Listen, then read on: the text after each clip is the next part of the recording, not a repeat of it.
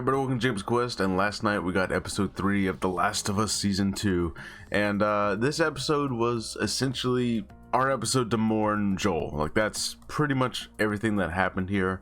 It starts with Ellie waking up, it starts with Tommy cleaning Joel's dead body, and everyone's really sad.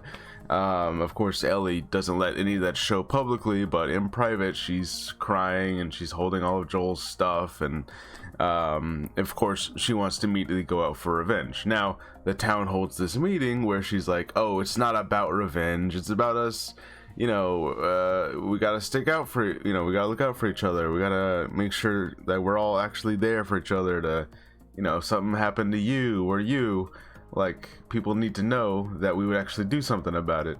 It was a pretty good speech, but of course the council does not agree to do this because, it's only been 3 months now, and everyone is still recovering. They're still trying to rebuild the wall, they're still trying to do this and that, and so basically now is not the time to, send 16 of, I guess, your best people to go all the way to Seattle, right?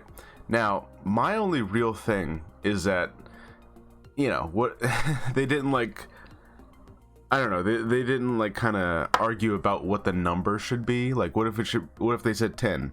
What if they said 5? Like, send 5 of us. Like, you know what I mean? Like, for some reason they just said no to 16 and then that was it. I'm like, you could have sent a couple. Like, I don't know. But anyways, so of course Ellie and Dina are going to go plan and do it themselves. Now, I think, if I remember correctly, one big departure from the game is that in the game, Tommy left first, I think. Tommy was already out there, and then along the journey you kind of come across him occasionally, but I might be misremembering that. In any case, Dina and Ellie, they leave. They even get some help from Seth, so he gets a little bit of a redemption here, because he even is one of the few people to stand up and say, no, we should do this, right? So that was actually kind of cool. Now Ellie is off to go do her thing. We get a lot of tracking shots, and we even see this episode end with her able to see Seattle off in the distance.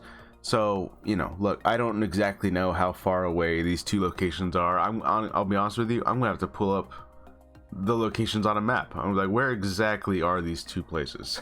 That way I know how long they traveled. But in any case, yeah. Oh, and we also see a group of, I don't remember what this group is called. They're the ones that have the scars on their faces.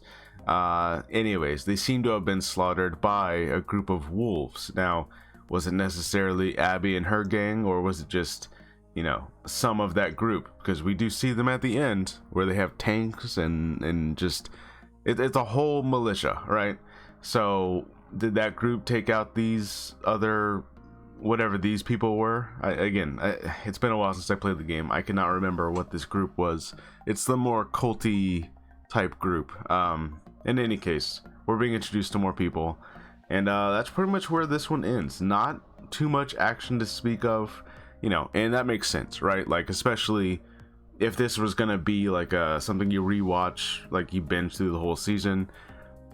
We just came off of this epic, crazy action episode, and then followed by the biggest tragedy. So it makes sense to have an episode where let's just talk about it. Let's cool down, let's talk about it before the next big action sequence happens. You got to have a break, right? There needs to be a pacing for it. So makes sense. And yeah, this was pretty much just a slower, quieter episode where you're supposed to contemplate everything that just happened in episode 2. So anyways, let me know what you guys think, and I'll see you guys later.